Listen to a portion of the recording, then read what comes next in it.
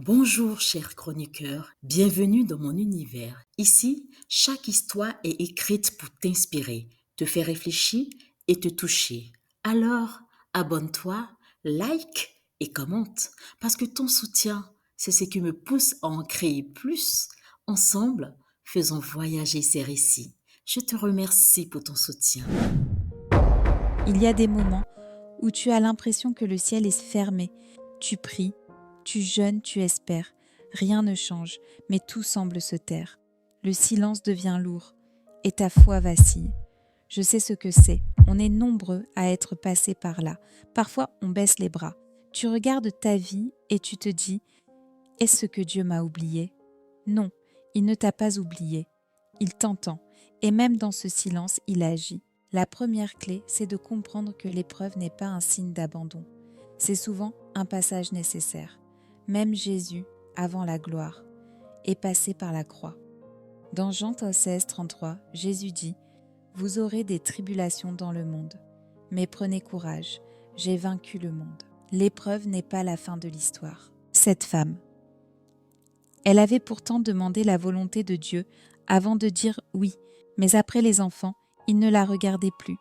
Il rentrait tard, l'ignorait. Elle s'épuisait à tenir le foyer. Et les gens se moquaient. Tu t'es trompé, tu vois bien. Mais au lieu de fuir, elle est restée. Elle a pleuré, mais elle a prié. Et chaque jour, elle a choisi de croire. Quand tout va mal, notre regard se fixe naturellement sur la douleur. Mais la foi, c'est voir au-delà de ce qu'on ressent. Dieu ne ment pas. Ce qu'il promet, il l'accomplit. Hébreux 10, 23 dit « Retenons fermement la profession de notre espérance, car celui qui a fait la promesse est fidèle. » Et là, dans la prière, Dieu lui a montré une chose. Elle s'était oubliée. Elle avait laissé une brèche. Alors, elle est entrée dans un double combat, spirituel contre les ténèbres et personnel pour elle-même. Elle a repris soin d'elle et elle a continué à croire pour son mari, parce que pour elle, le diable ne pouvait pas avoir le dernier mot. Le pire piège dans l'épreuve, c'est l'isolement. Le diable agit dans le silence et la solitude. Ecclésiaste 4, 9, 10 dit « Deux valent mieux qu'un, et malheur à celui qui est seul lorsqu'il tombe. » Elle n'a pas combattu seule. Elle s'est entourée de femmes de foi. Elle a demandé la prière. Et peu à peu, Dieu a commencé à restaurer ce qui semblait perdu. Un jour, sans un mot, il est rentré plus tôt. Il l'a regardé vraiment. Il avait été touché. Et Dieu avait répondu.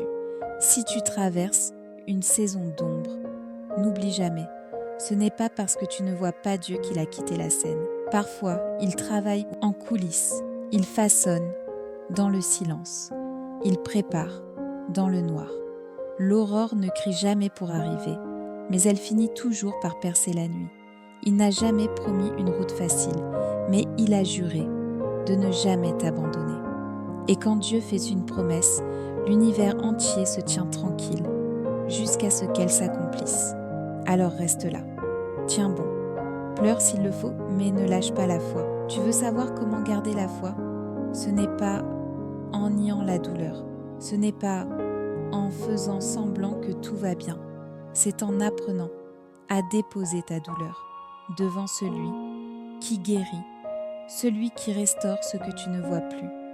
Même quand tout semble brisé, même quand tu te sens seul, il est là. Et si tu tiens bon, si tu ne lâches pas sa main, alors même le désert fleurira.